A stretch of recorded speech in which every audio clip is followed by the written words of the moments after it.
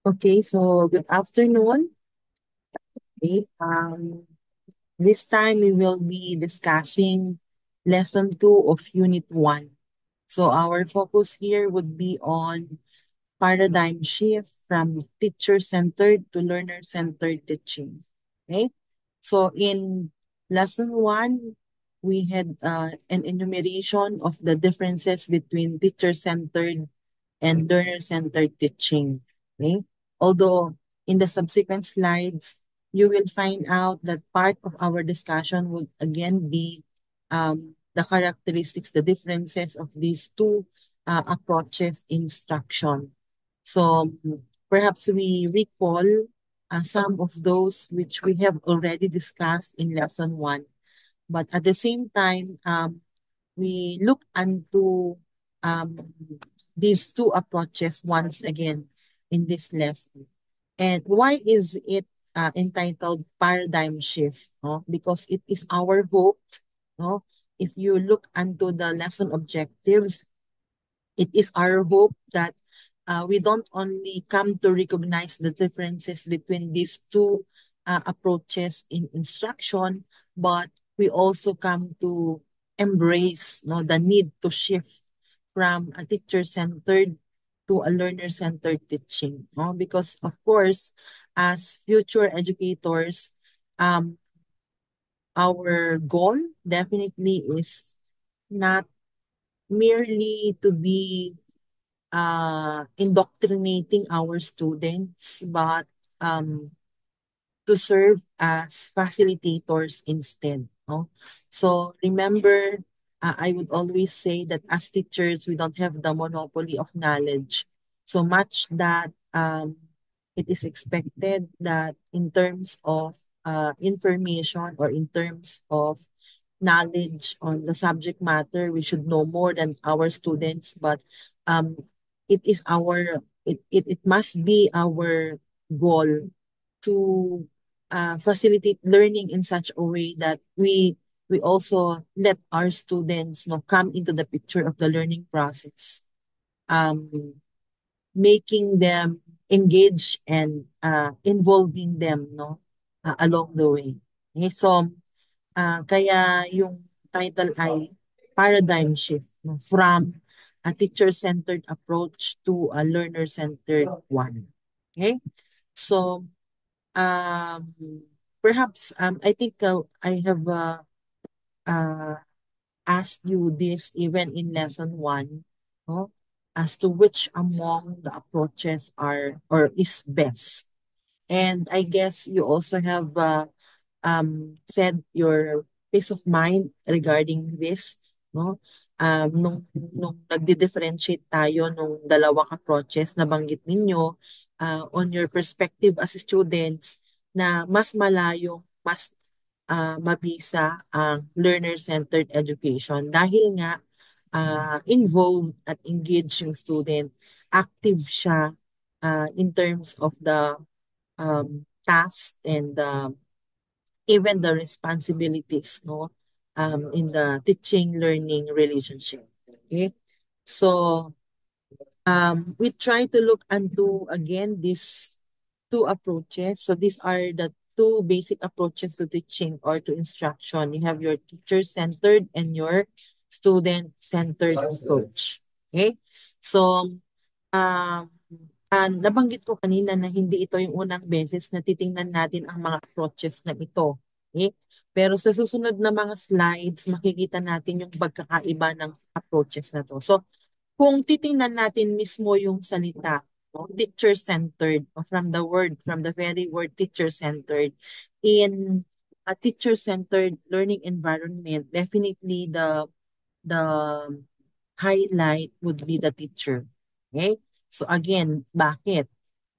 Kasi nga we bring in the idea that teachers are when it comes to information, no, they know more. No? Although this could be disputed, no? Because as I mentioned earlier, no, teachers don't have the monopoly of knowledge. Okay, so but nevertheless, when it comes to the learning environment, or when it comes to learning, if the approach is teacher-centered, it seems that students are passive learners, or not it seems, students are actually passive learners.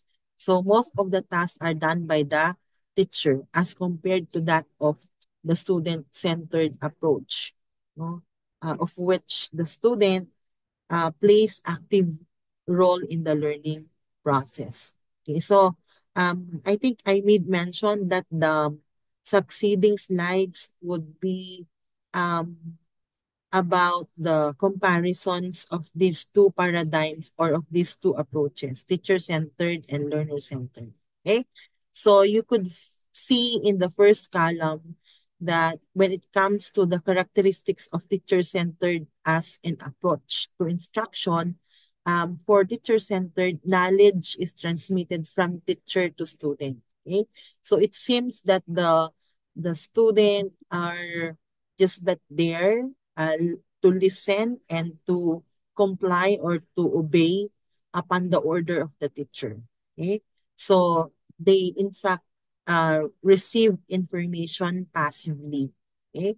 So since it's the teacher who transmits knowledge, so there is an assumption that uh, the teacher must know more uh, compared to the student. No? In comparison to learner-centered, of which nabanggit ko na kanina that learners tend to be active, no, in terms of their roles and responsibilities in the learning process, no, because the very premise, or the very premise in terms of theory of the learner-centered approach is the constructivism theory. Okay? And from the word construct, no, learners actually construct knowledge. No, what is done by learners as they enter the learning environment is that they accommodate new information, they do synthesis, no, of this information that they get from the teachers or from their classmates, and they decide and to whether or not to integrate this new information or learning onto their um, prior knowledge or existing knowledge. So the learner enters the learning environment with already existing or prior knowledge. And what is done um, is that the learner simply assimilates, accommodates, no, the information, and decide unto whether or not they embrace the information, or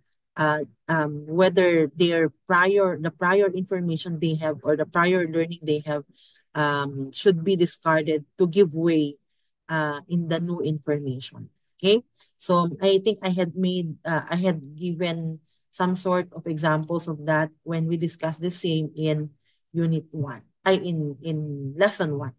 Okay? So, uh, if in the teacher-centered approach, learners are passive, in learner-centered approach, learners are basically active. Okay? Now, what else? What are the other differences? No?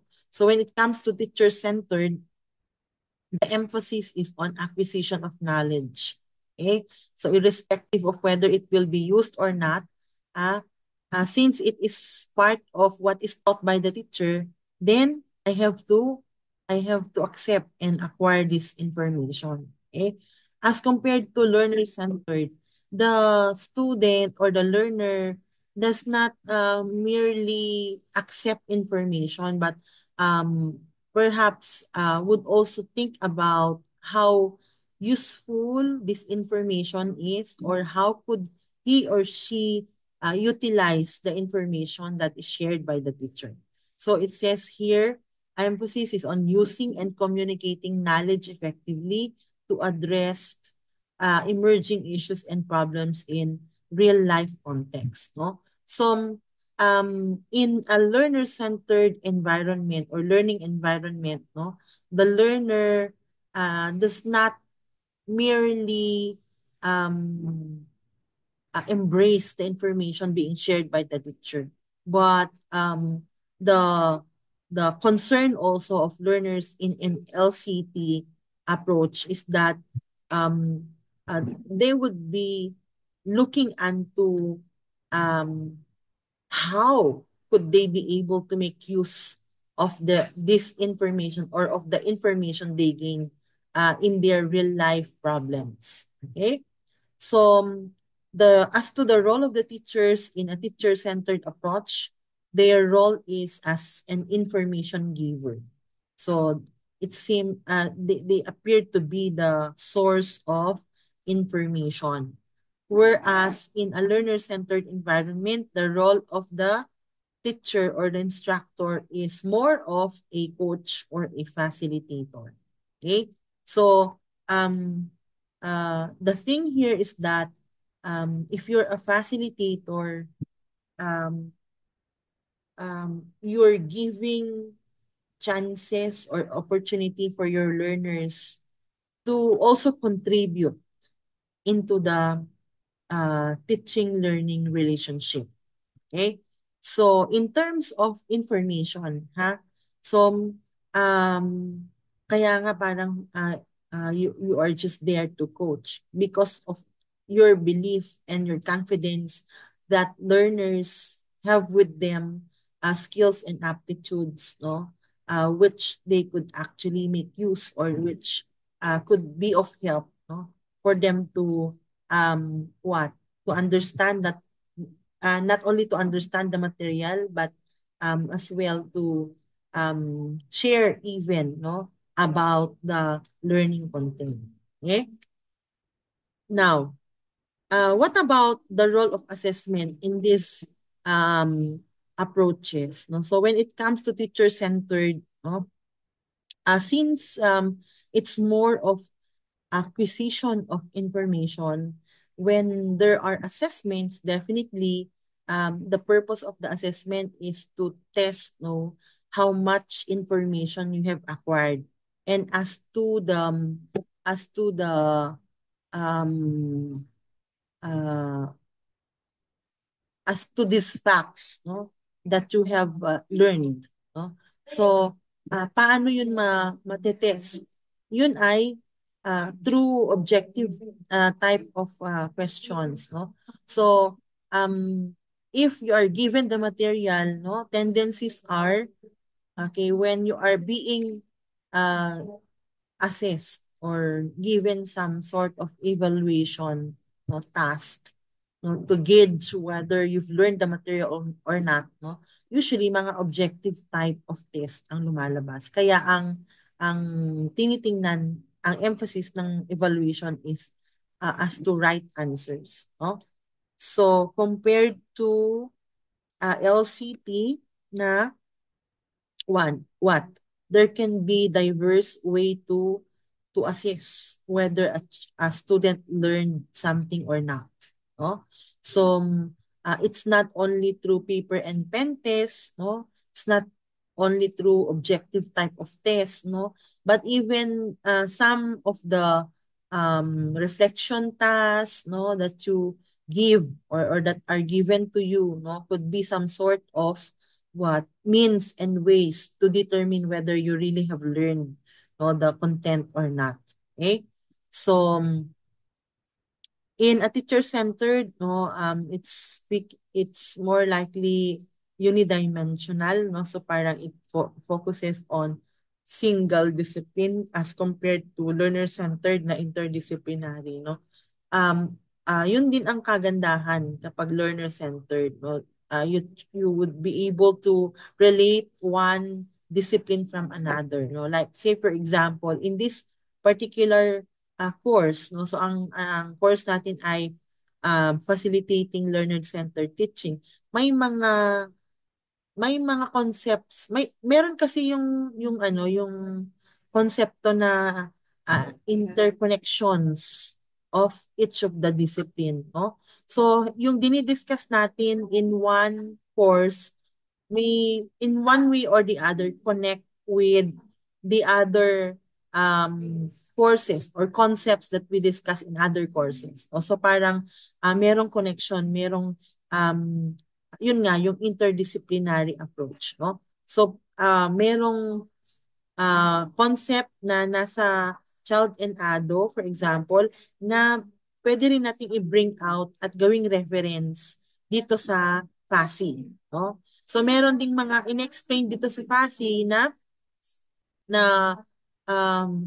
interconnected din halimbawa sa ibang Prof Ed or even Gen Ed subjects, no?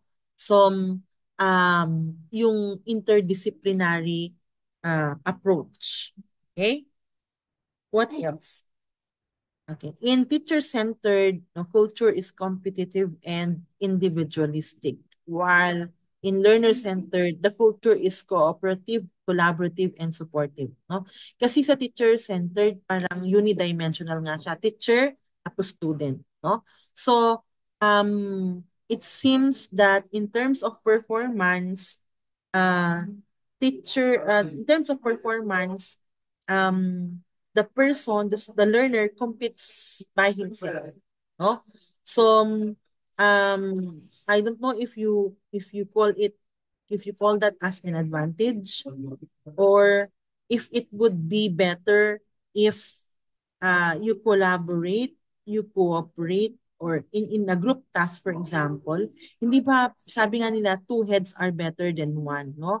At times, or most often, we could better grasp concepts when we ask others' opinion or perspective, no?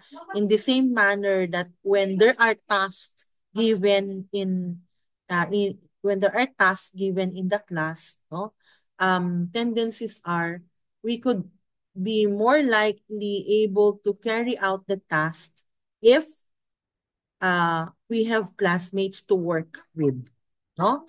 So, ayan, scaffolding that we get from our MKOs or from the more knowledgeable others, no? Sabi nga nila, two heads are better than one. So that's the very culture in a learner-centered environment. Okay?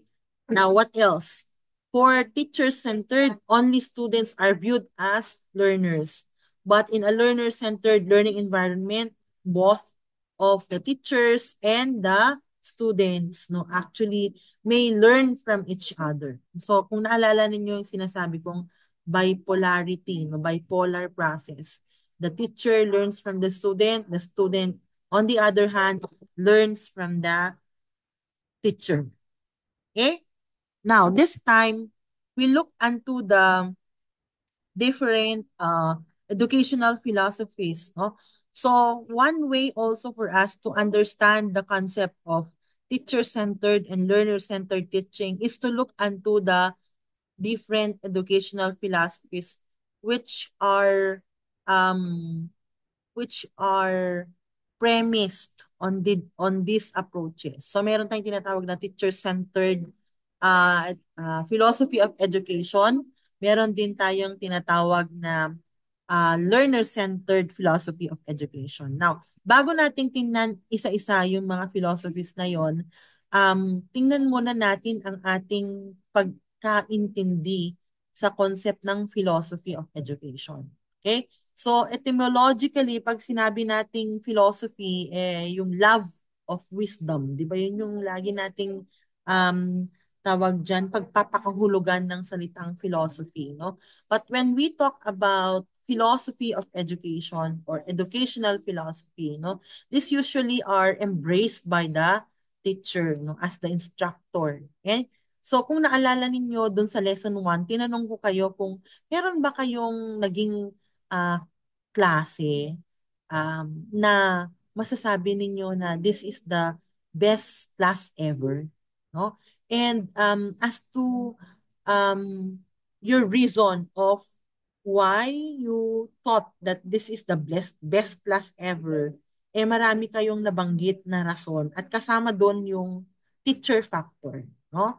So nabanggit ninyo na hindi ko makakalimutan yung klase ko kay ma'am ganito or kay sir ganito kasi kakaiba yung method niya at magaling siyang mag-facilitate ng teaching, mag-facilitate ng learning task, no?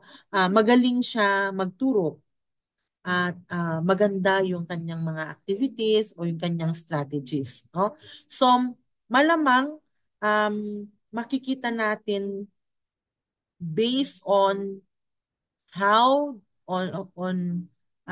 how the manner rather of that teacher, no, in terms of his or her manner in handling the class, no, in terms of siguro as to how he or she presents the learning content, no? Kasi pag sinabi nating educational philosophy, kasama diyan hindi lang yung learning content, kundi yung way or strategy of the teacher, no, in presenting the learning content. So it's not only what is taught or what is to be taught, but how it is taught, no? So that's why part of what you will be encountering afterwards would be concepts of what is it in the curriculum. So pag sinabi nating essentialism, what is in the curriculum? What must be in the curriculum? How should it be taught? What methods must be employed by the teacher or by the instructor? Okay?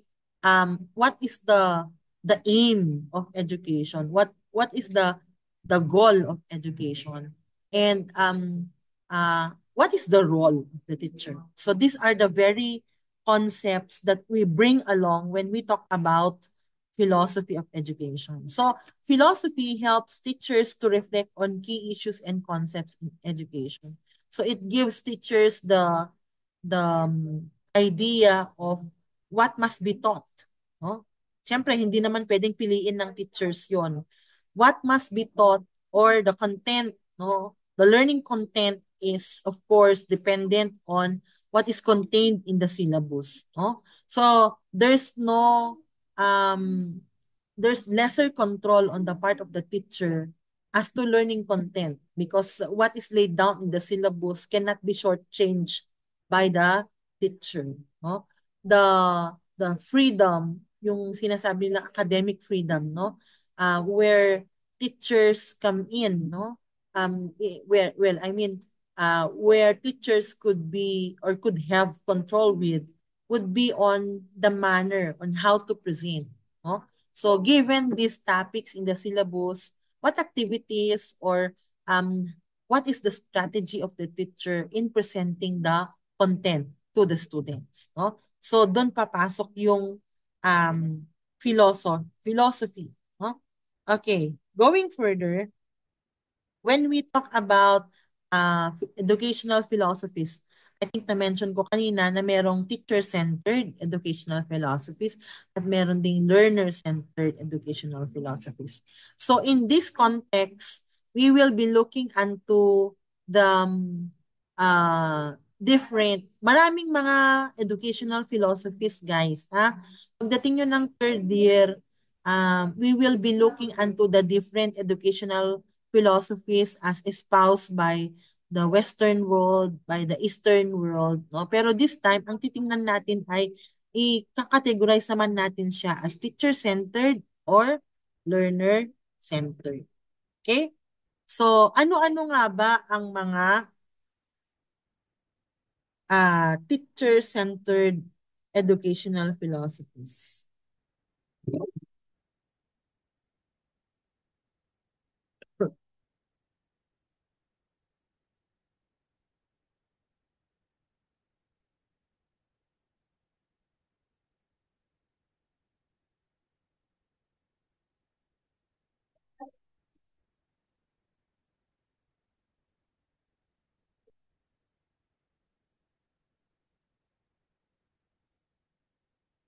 Okay.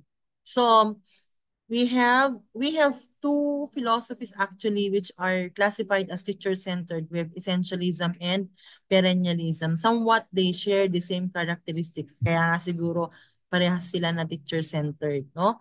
So, ano ba ang root word ng essentialism, 'di ba? Essential, essence. Essential is what is important, no? So what is important? The basics. No? Sabi nga dyan, when we talk about essentialism, it more likely involve the learning of the basic skills. Okay? So according to the essentialist, education is a social activity which simplifies, purifies, and integrates social experience to understand the cultural heritage. No? That's why if you would be looking into some of the disciplines that are included in the essentialist philosophy, you could see um, history, for example, as part, no? Because it's these are basic daw for us to understand our cultural heritage, no? So, ayan, nandyan actually. Anyway, we will be looking into this as we proceed to the next slides. So, who is the father of essentialism? We have William Bagley. Okay? So, essentialism is premised on the idealism and realism philosophies. No?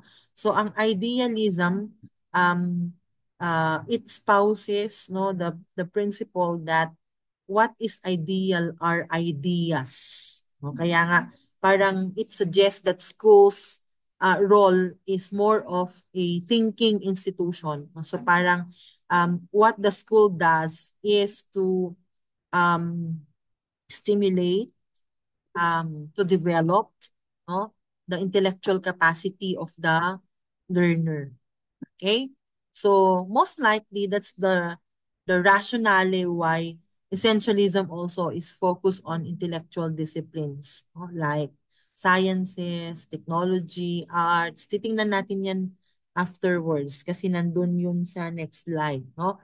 So realism on the other hand, spouses no or believes that when it comes to learning, learners appreciate it more when there are concrete tasks, no? Or applications, no? Those that can be felt, those that can be touched. No? So parang mas ma-appreciate mo ang music kung merong actual application ng ano yun, pagkanta na merong consideration ng mga measurement ng notes, no? Ganon din ang pagsayaw. Mas ma-appreciate mo ang dance kung merong actual application, meaning to say that you do the dance steps. Okay? So, um, in this educational theory, no, it sees the primary function. It sees that the primary function of the school is to preserve the transmission of the basic elements of human culture. So, most probably that's the reason why it's teacher-centered, no? So, how do you transmit ba culture? Basically, paano ba natin natutunan ang mga practices, traditions, and all, no?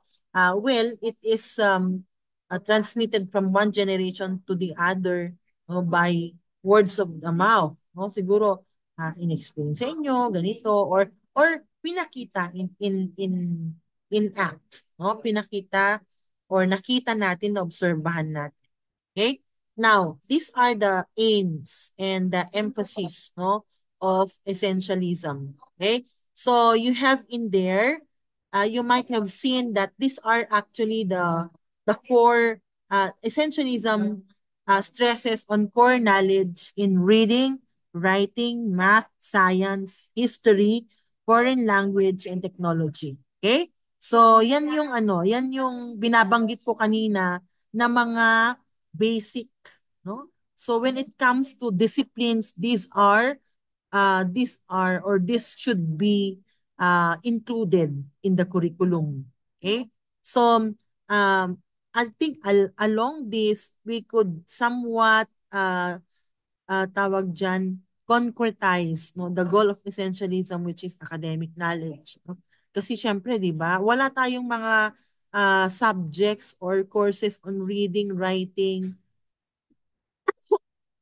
but it's actually integrated in our um in all the other subjects that we have in our curriculum. So for example, in English or even in all other subjects, we do reading and we do writing. Okay? Patriotism. So knowing our history, no, having this as part of the discipline that we learn um, would teach us to be patriotic. Okay? And in the same manner, basic din daw, kasama din daw sa basics yung character development. I think so, no? Yung values formation ay pangunahing skill na kailangang i-imbibe sa mga learners. Okay? Because these are essentials. Okay? Now, as to methods, no, the reason why they are the reason why essentialism is teacher-centered is basically because of its methods. Okay, so mapapansin niyo lecturing. Lecturing is of course teacher-centered, no? The teacher does the talking, the learner sit down and listens to the teacher. Okay? Rote memorization, no? Ito yun, kaya nga kanina doon sa ano natin, yung teacher-centered, yung characteristics ng teacher-centered, kasama doon yung when test taking, di ba? That your more of the concern is on obtaining right answers, no? Kaya hindi ba ganun yun pag nagme-memorize tayo, no? Usually mga objective type of test.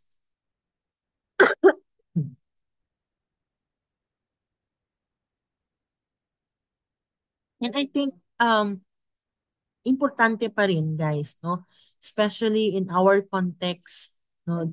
When there are board examinations, the BLEP, for example, would still make use of or would still involve objective types of test, no? Kaya meron at meron pa rin yung mga yan. Kasama pa rin sa mga kailangan natin ay yung memorization, no? Okay. So, therefore, in fact, if we are to look into the um, Eastern philosophies, Eastern world educational philosophies, no, kasama ang essentialism yeah, kasama ang essentialism or Philippines, no, being part of the Eastern world, subscribe to teacher-centered, no? I don't know, but it could be one reason could be well, the it depends upon the course, no? So kung board course yan, natural, hindi pa rin kasi natin maiaalis na kailangang meron tayong matutunan objectively, no? So, Prof. Ed man yan, Gen Ed man yan, or yung field of specialization mo, when it comes to assessment, may mga objective types of test pa rin kasi. Kaya, need pa rin natin ng rote memorization. Okay? So as to the role of the teacher usually serves as the intellectual and moral role model. No? So much is expected in a teacher-centered educational philosophy. No? So the teacher decides most of what is done in the class. No? And there is little consideration on the interest of the student. Kasi nga teacher-centered um, philosophy siya. Okay? And when it comes to assessment, the focus of the assessment is to actually evaluate the progress of the learner. It seems that when the learner is able to get good scores, test scores, it is indicative that the learner is learning and vice versa. So, kung mababa ang result ng BLEP, uh, it will all boil down, no? Or it will redound to how effective your teachers are. Parang ganun kasi yon, no? So kapag mababa ang result ng test, ang tendency ay dahil siguro sa pamamaraan ng pagturo, no? O baka kasi masyado namang learner-centered, panay performances na, panay group activities na medyo medyo meron ng you shun away from the traditional purposes of assessment, no? Ang problema pa rin kasi diyan, hindi naman siguro sa problema, ang issue pa rin kasi diyan ay pagdating ng board licensure examination, ay mini-measure pa rin natin yung acquired knowledge natin. Okay? Now, another theory, another philosophy is perennialism. Okay? So, what is perennialism? Okay, so in perennialism, um, the aim of education, they see education as something that helps students know and internalize ideas and values which are universal and lasting. No? So the role of the schools is to train intellectual elites. Kanina, intellectual disciplines yung focus sa essentialism. Dito naman, um, the role of schools is to train intellectual elites. So somewhat, magkakaiba lang yung terminology pero somewhat they mean the same thing, no? That when it comes to knowledge, no? When it comes to what the learner supposed to learn, it would be more on knowledge. Okay? So, what are these actually, no? So, meron tayong tinatawag na yung emphasis of the curriculum would be more on the 3 Rs.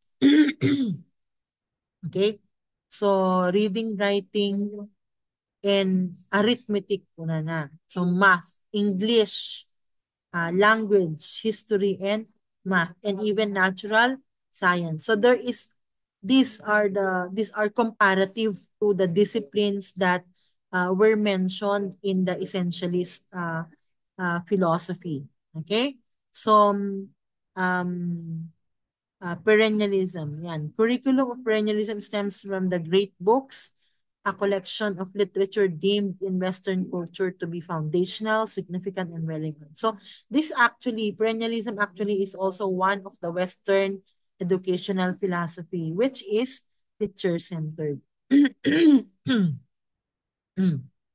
Okay, now as to methods, what are the methods used by perennialists? No?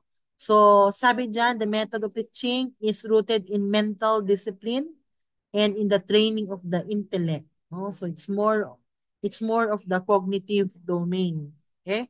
So the child has a natural tendency uh, to learn. Definitely. No? We are all adept to or capable of learning, no?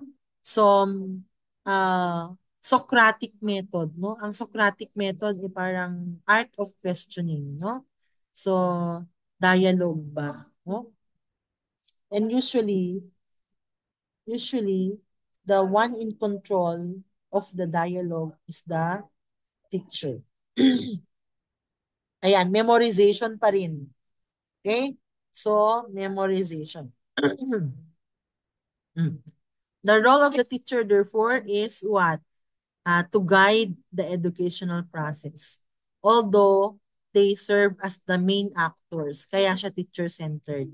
So, it's the teacher's duty to help the students become cultural citizens and understand principles of human knowledge. So, you could gauge that based on these roles of the teacher, this perennialism, no, philosophy is indeed teacher-centered. Teacher-centered. Okay?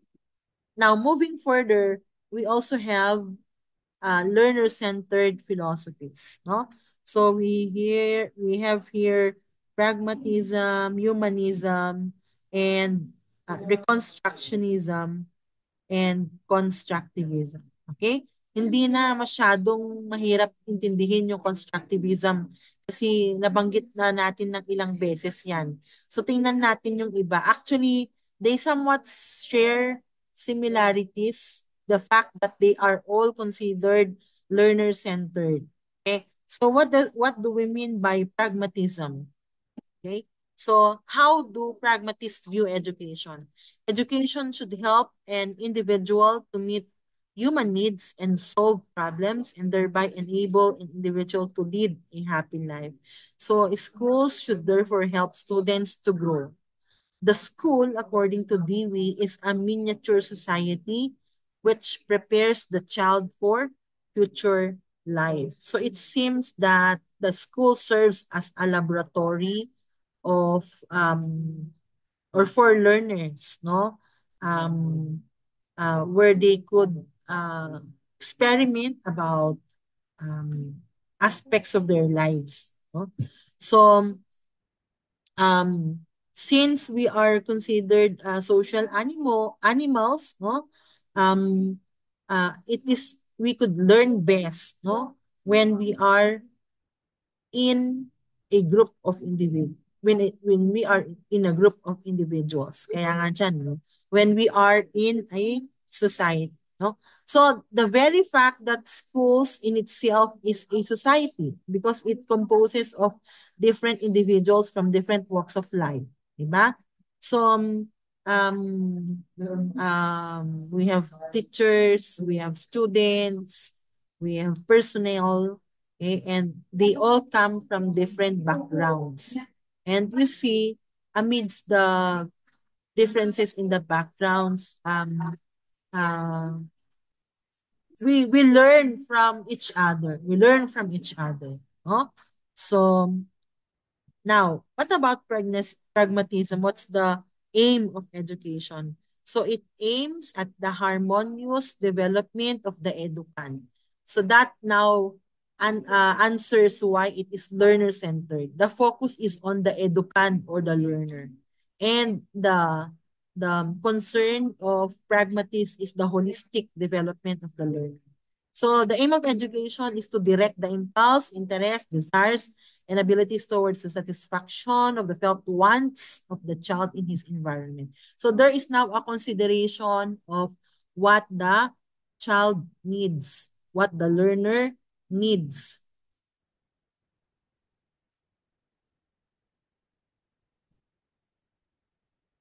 So, what the learner needs. Saan ba yun? Ayun. So, education deals with human life. It, it, ano yan? Should provide real life experiences to the child. No? So, uh,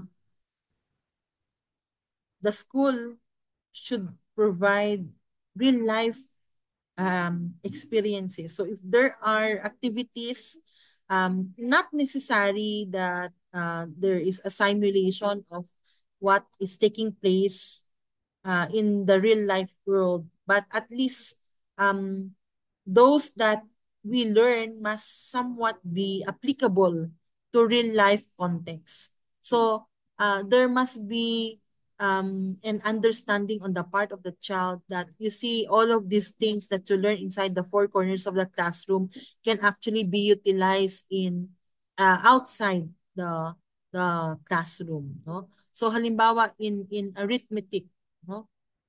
Yung simple addition and subtraction, saan nyo ba siya pwedeng i-apply? Hindi ba pag kayo ay pumasok, magbabayad kayo ng pamasahe doon sa tricycle driver, meron ng application nung simple addition at subtraction doon. So, how can teachers, for example, make or facilitate uh, uh, in a manner that learners are able to deduce how could this information that they've learned be applied to real life scenarios. Okay? And hence, when it comes to the emphasis of the curriculum, no, you have there the principle of utility, interest, experience, and integration. So, the word itself principle of utility, no? Those which are useful, no, should be in the curriculum. Kaya nga siguro nandyan yung language at remember kasama din ang physical well-being, kasama din ang physical training. So, pasok kayo na MAPE majors dyan, no?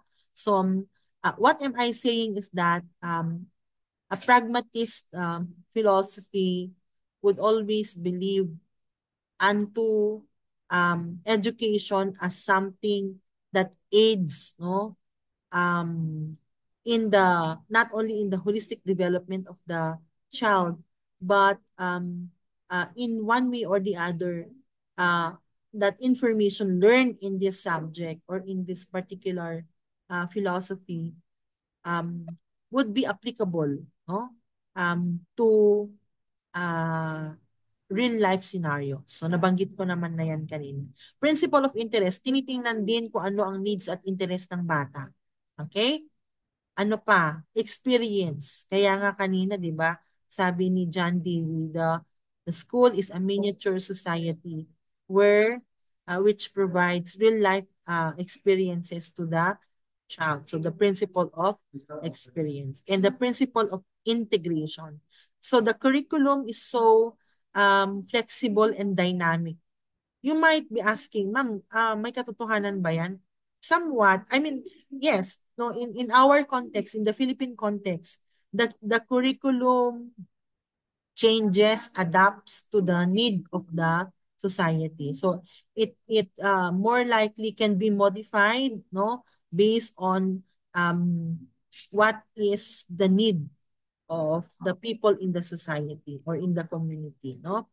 So, ayan, integration of subjects and activities, no, in the curriculum, okay? Okay. Another is humanism from the word itself. Humanistic, no? 'Di ba? Humanistic psychology kay ano 'yan, kay Abraham Maslow, no? So what is focused in humanism philosophy? Sabi dito, empathy, caring about students, and genuineness on the part of the learning facilitator were found to be the key traits of the most effective teachers. So if you are to be asked, no, what is the characteristic of a humanistic educator, no? Someone who is able to genuinely care, no, and empathizes with his or her students. No? Those are the most important characteristics of an effective teacher daw. Okay? Now, educational philosophy, humanism is an educational philosophy that believes human beings are by nature self-developing creatures.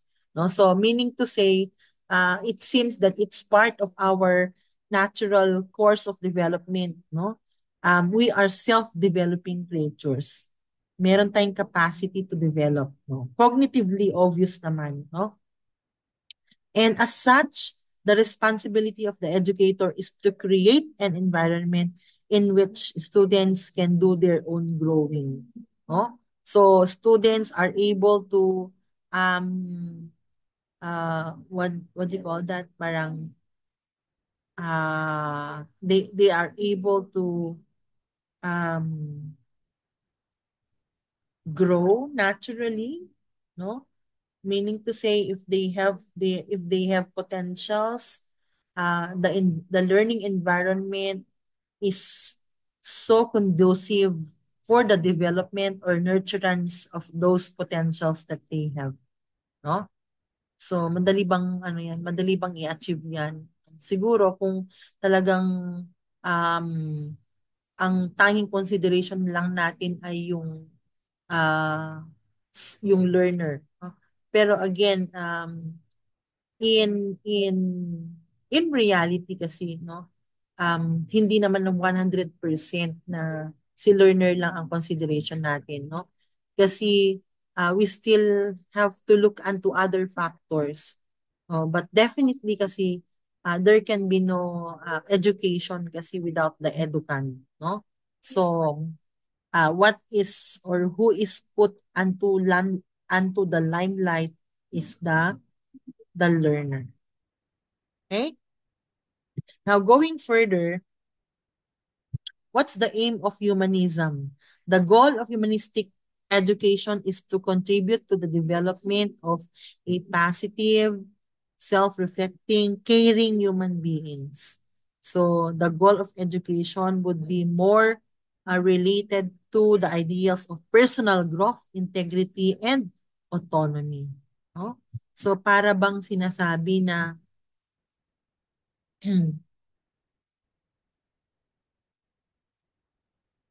para bang sinasabi na um, we are learners are capable of being of developing into an autonomous learner.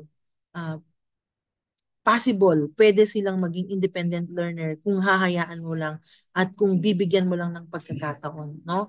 So, uh, how you engage them, no? You provide them with the skills that they need, which are facilitative to their growth and development. Okay? So what are the emphasis? Sabi dyan, well-being, um, okay, you provide them the curriculum, you design the curriculum in such a way that you consider the perspective of the learner. Sabi diyan, what does the curriculum mean to the learner? So you consider the perspective of the learner. And nevertheless, all courses must be along the development of the learner's self-understanding, self-actualization, emotional and physical well-being, as well as intellectual skills. Ayan. So, holistic pa rin ang approach. Okay?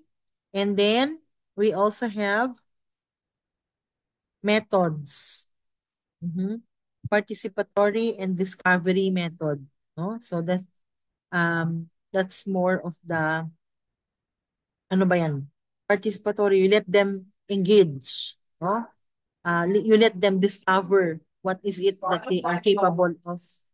What is it that they are capable of um, doing. Okay? Have students participate in group work, cooperative learning, develop their social and affective skills. So the role of the teacher is more of a facilitator. Kaya siya learner-centered. Okay? Then we also have reconstructionism. From the word itself, reconstruct. What will you reconstruct? Okay? There are a lot of things that can be reconstructed so that there can be changes, no? So the society is actually in a constant need for reconstruction. That is if change is desired. Okay? So such social change involves a reconstruction also of education and the use of education in reconstructing the society. So it's either way. You reconstruct the society so that there could be changes in education, or you could make use of education as a means to reconstruct or to introduce changes in the society. Okay? So it's introduced by Bramil being the founder of social reconstructionism. So teaching and learning is a process of inquiry in which the child must invent and reinvent the world. So that's by Freire. Okay? So in here, you could gauge the role of the learner. No? That in the learning process, the learner appears to be an active organism. No? So a learner cannot reinvent and cannot invent if they are just what waiting for information from the teacher. Okay? So, yan. As to the aim of education, what's there? Prepare students to become agents for change. Basically, we always would tell that the youth is the hope of the fatherland. No? So if we invest, no, in terms of the development of our learners, then there can be possibilities for changes to be introduced in the society. Because this would be the very generation who will do the work later. Huh? So, much therefore is expected to you as learners. Now, the emphasis of the curriculum is on social reform, and therefore, the curriculum is something that is multidisciplinary and interdisciplinary, as it involves not only a single discipline but various disciplines. Okay? So, Reconstructionists therefore favor what we call multicultural education as two methods. Okay, so you have in there inquiry, dialogue, community-based learning, no? Cooperative learning, problem solving, and critical thinking. Sabi dyan, bringing the world into the classroom. So it seems that um, you are um, tawag ba dyan, parang you construct the classroom, not naman construct, parang um, you ano ba yan? Parang, yun nga, the fact na you're bringing the world to the classroom. So parang community-based talaga. Okay? So the issues and the concerns of the community um, are are scrutinized, no, by the students, not only in terms of siguro what the government uh, was not able to do, no, but as to how the learners could be able to contribute unto its resolution. Okay? So the teacher should be a social activist, no? Um, willing to engage with the community, with the members of the community, no? To make the school better. Okay. I think this is the last philosophy before we end lesson 2. And I know that this is not the first time that you will be hearing about this. And I had made emphasis on this even at the start of the unit. No? So, in constructivism, sabi nga dyan, learners construct rather than record knowledge. Learners are therefore considered active, no? So it views learning as an active process. Okay? And as such, learning is considered a social activity where you get the chance to sit down, mingle, interact with your co-learners. Okay? And in doing so, you don't only brainstorm, but you come up with a more comprehensive and uh, you share even thoughts and experiences relative to concepts being discussed or introduced in class. Okay? So, meron tayong tinatawag na social constructivism and cognitive constructivism. Okay? So pag sinabi natin cognitive constructivism, si Piaget yun. Okay? And according to him, um, we enter the learning environment with an existing schema or with prior knowledge. What takes place is just but simply an integration of new information in cases there are no information shared by the teacher. So either we embrace or not the information depending on how we um, more likely maintain yung sinasabi nilang information equilibrium. Okay? So, yung social constructivism naman, in our goal to understand concepts, no?